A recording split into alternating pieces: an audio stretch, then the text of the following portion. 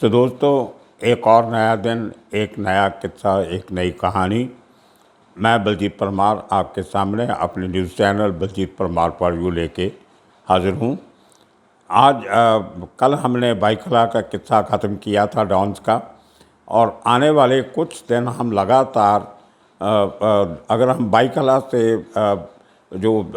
हमारी मेन जो मुंबई शहर है बड़ा, जो सबर्ब्स हैं, जहाँ पे जो अंडरवर्ल्ड के सरगना थे या उनके गुर्गे थे, उनकी बात शुरू करेंगे। मैं काफ़ी दिनों से उस पर उससे रिसर्च कर रहा था। वरदा राजन मुडलियार, उसके आगे चैंबूर में छोटा राजन, फिर छोटा राजन के आदमी, उधर जोगेश्वरी में शेट्टी लोगों की हुकूमत, उसके इधर दूसरी तरफ भांडुप में केटी थापा, अवधूत भोंडे, और इस किस्म के चैंबूर में दत्ता सामंत का ऑफिस, वहाँ पे उनका मर्डर। ये बहुत सारा जो अंडरवर्ल्ड का जो एक क्राइम की लड़ी जो चलती रही कई सालों से एरिया में, वो उसने मुंबई शहर की इकॉनमी और इसके ऊपर काफ़ी, क्राइम सीन के ऊपर काफ़ी असर डाला। तो ये कुछ लंबी रिसर्च का एक मौजू है, वो उसके ऊपर काम चालू है। कल से मैं वो लड़ी सारी शुरू करूँगा। आज मैं आपको एक बहुत अजीबोगरीब एक किस्सा सुना रहा हूँ, जो मेरे लिए भी एक बहुत बड़ी बात थी और थोड़ा सा हटके भी है, क्योंकि इतने दिन हम क्राइम की बातें करते रहे। कल से फिर क्राइम की बातें करनी है, तो आज उसके बीच में मैं एक छोटा सा, एक हल्का फुल्का किस्सा आपको सुनाना चाहता हूँ। और ये तल्लुक़ रखता है जो फ़िलिस्तीन मूवमेंट के लीडर थे यासर अराफात, उनके साथ तल्लुक़ रखता है। तो आपको शायद मेरी कई वीडियोज़ में मैंने बताया होगा आपको कि मैं अंग्रेज़ी का पत्रकार बनने के पहले जुहू पे जो 5 स्टार होटल था, होटल हॉलीडे इन, उसका चीफ सिक्योरिटी ऑफिसर था। तो 1979 में मैं वो नौकरी शुरू की थी। और अभी मैं नया नया वहाँ पे लगा था कि एक दिन 3-4 महीने मुझे हुए थे कि होटल में काफ़ी चहलकदमी मैंने देखी। बहुत बड़े बड़े पुलिस ऑफिसर आ रहे थे, मंत्रालय से सिविल ऑफिसर आ रहे थे, कुछ इंटेलिजेंस एजेंसीज के लोग।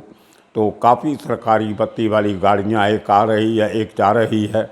तो अचानक मुझे जो जनरल मैनेजर थे हमारे, उनके कमरे में बुलाया गया। वहाँ पे 4-5 और बड़े सरकारी अफसर बैठे थे। तो वहाँ से मालूम पड़ा कि फ़िलिस्तीन लीडर यासर अराफात 3-4 दिन हमारे होटल में रहने के लिए आ रहे हैं। तो मेरे लिए ये एक बहुत बड़ा मौका था। मैं हार्डली 27-28 ईयर ओल्ड यंग लड़का मुंबई में आए, हालांकि 2-3 साल हुए, और मुझे इतने बड़े आदमी को मिलने का मौका मिलेगा ये मैंने कभी ज़िंदगी में सोचा नहीं था। जिस आदमी के बारे में हम अखबारों में पढ़ते थे, इजराइल के साथ, अमेरिका के साथ कैसे एक छोटा सा ग्रुप, फ़िलिस्तीन ग्रुप का अलपते, और दूसरे ग्रुप जो थे वो लड़ रहे हैं इतनी बड़ी ताकतों के साथ, तो उनकी बहादुरी के बहुत किस्से पढ़ने को, सुनने को मिलते थे। तो अचानक एक्चुअली हुआ ऐसे कि यासर अराफात जो थे वो इंदिरा गांधी के काफ़ी क्लोज गिने जाते थे, और उन दिनों में उनका भाई बहन का रिश्ता भी कहा जाता था। तो एक मॉरल सपोर्ट भारतीय सरकार जो थी वो फ़िलिस्तीन को दिया करती थी, इजराइल के और अमेरिका की विरोध के बावजूद भी। तो खैर वो एक दिन दिल्ली उनका सरकारी दौरा था कुछ, उसके बाद 3-4 दिन का उनका एक प्राइवेट विज़िट था मुंबई में, जिसमें उन्होंने जो डिफरेंट अरब ग्रुप्स थे, फ़िलिस्तीन सपोर्टिंग ग्रुप्स, तो जिसमें फ्रेंड्स ऑफ फ़िलिस्तीन, कुछ अरब लीग के कुछ एसोसिएशन थी, मुंबई के बड़े बड़े जो अमीर धनाढ़ लोग जो थे, मुस्लिम कम्युनिटी के, और दूसरे भी जो इनकी फाइनेंशियली और इमोशनली मदद करते थे, तो उनके साथ 3-4 मीटिंग्स कुछ फिक्स हुई थी। और उसके लिए यासर अराफात बॉम्बे आए। और मैं उन दिनों भी थोड़ा सा हैरान था कि जब मुंबई में ओबराय शेरेटन जैसा 5 स्टार होटल है, ताजमहल जैसा बड़ा होटल है, उसके होते हुए हॉलीडे इन में यासर अराफात को क्यों ठहराया गया। तो ऑफिसर्स के साथ जब 3-4 दिन थे वहाँ पे, तो बातचीत करते करते मुझे मालूम पड़ा कि ये बेसिकली सिक्योरिटी कंसर्न्स को देखते हुए यासर अराफात को हॉलीडे में रखा गया था, क्योंकि ओबराय के चारों 3 तरफ उसके हाई राइज अपार्टमेंट्स हैं और किसी भी साथ वाली बिल्डिंग से कोई बड़ी बंदूक लेके निशाना साधा जा सकता था। जिस कमरे में यासर अराफात को रखा गया था, यहाँ कोई मॉर्टर अटैक हो सकता है, जहाँ कुछ इस किस्म के होता तो कुछ नहीं, लेकिन ये लोग उसका ख्याल रखते हैं। और हॉलीडे की जो स्ट्रैटेजिक लोकेशन थी वो ऐसी थी कि उसके एक तरफ तो समुंदर है, तो समुंदर में पुलिस की बोट्स और नेवी की, कोस्ट गार्ड की बोट लगा दी गई। और यही बोट्स अगर ओबराय के बाहर लगाते तो वहाँ पे जो रेगुलर सी शिप्स का जो ट्रैफिक होता था वो काफ़ी डिस्टर्ब होता था। और जुहू बीच का जो समुंदर है वो किसी भी सी रूट के ऊपर नहीं पड़ता है, तो वो उनको लगा दिया। और वो थोड़ा सेक्लूडेड एरिया है जहाँ पे अगर आप 2-3 रोड ब्लॉक भी कर दो तो पब्लिक को कोई उससे नुकसान नहीं होता।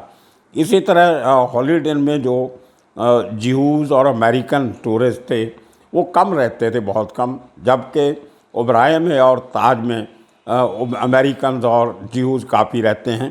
तो सरकार और एजेंसी नहीं चाहती थी कि किसी किस्म का टकराव किसी छोटी सी बात से। जो यासर अराफात की जो सिक्योरिटी टीम लंबी चौड़ी अमला फैला उनके साथ आया हुआ था, मेरे हिसाब से कोई 40-50 लोग उनकी पर्सनल सिक्योरिटी के फ़िलिस्तीन से उनके साथ आए हुए थे। तो उनके पास उनके हथियार, उनके पास उनकी सब गोला बारूद साथ में रखते थे, बड़े यूनिफॉर्म पहन के रखते थे सब। और हमारे होटल के उनके लिए टॉप के 3 फ्लोर खाली करवा दिए गए थे, 5-6-7 फ्लोर के हमारी बिल्डिंग थी हॉलीडे की। और उसके आसपास कोई ऊंची इमारत नहीं थी जहाँ से इनको कोई खतरा हो सकता है अटैक का। खैर, तो वो 5वां फ्लोर जो था वो बिल्कुल खाली रखा गया था, उसमें किसी की कोई एंट्री नहीं थी। 6th फ्लोर पे पूरा फ्लोर जो था वो यासर अराफात और उनकी सिक्योरिटी वालों के लिए था। और 7वां जो फ्लोर था वो फिर खाली रखा गया था, वहाँ के खाली सिक्योरिटी वाले लोग चक्कर निकालते थे बरामदे में।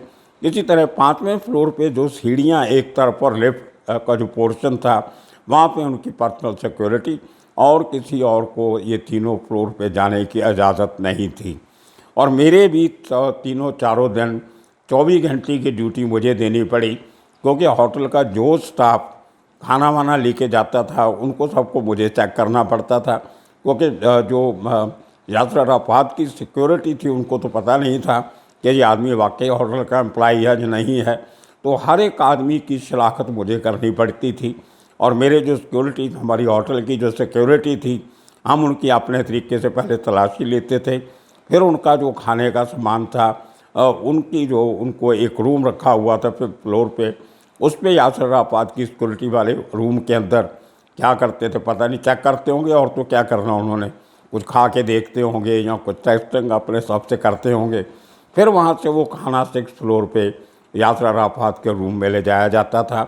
तो इस इतनी टाइट सिक्योरिटी मैंने अपनी ज़िंदगी में इतने साल जर्नलिज्म में रह के कभी किसी हिंदुस्तानी बड़े लीडर की भी नहीं देखी। आजकल ज़्यादा हो गया, उस टाइम पे इतना नहीं था।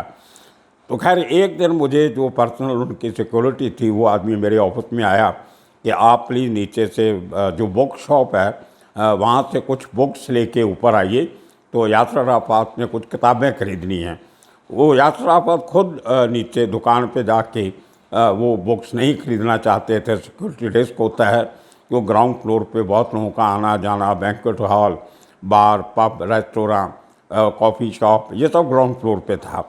तो वो जो बुक शॉप ओनर था उसको लेके मैं कोई 15-20 बुक्स जो थी वो उठा के हम लोग लेके गए। तो उस दिन पहली बार मुझे यासर अराफात से आमने सामने बात करने का मौका मिला। देखा तो मैंने कई बार था, जब वो डेलीगेशन आते थे उनको मिलने, तो उनको कमरे के बाहर तक यासर अराफात छोड़ने आते थे, उनको गले मिलते थे कुछ लोगों को।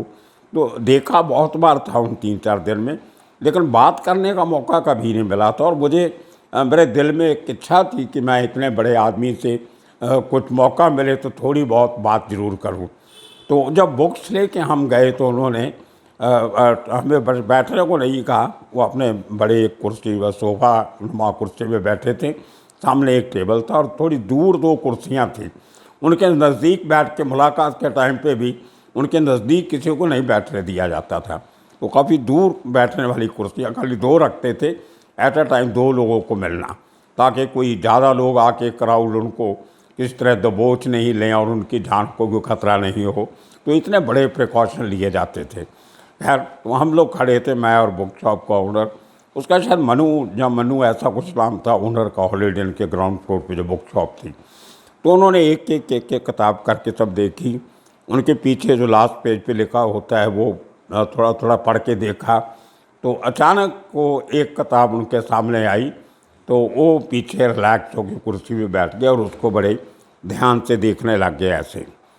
और काफ़ी देर तक उस किताब को देखते रहे, पन्ने फरोल के, आगे पढ़ा पीछे पढ़ा। तो मैंने वो देखा, उस बुक का नाम था lust for life. Lust for life जो है वो बायोग्राफी है विंसेंट वान गॉग, जो दुनिया के बहुत मशहूर कलाकार हुए हैं, पेंटर हुए हैं, वर्ल्ड के मशहूर। बड़ी अजीब ज़िंदगी थी उनकी। ये किताब लस्ट फॉर लाइफ जो है ये मैंने 69-70 में जब मैं चंडीगढ़ पढ़ता था कॉलेज में तब पढ़ी थी। It's one of the my favourite books also.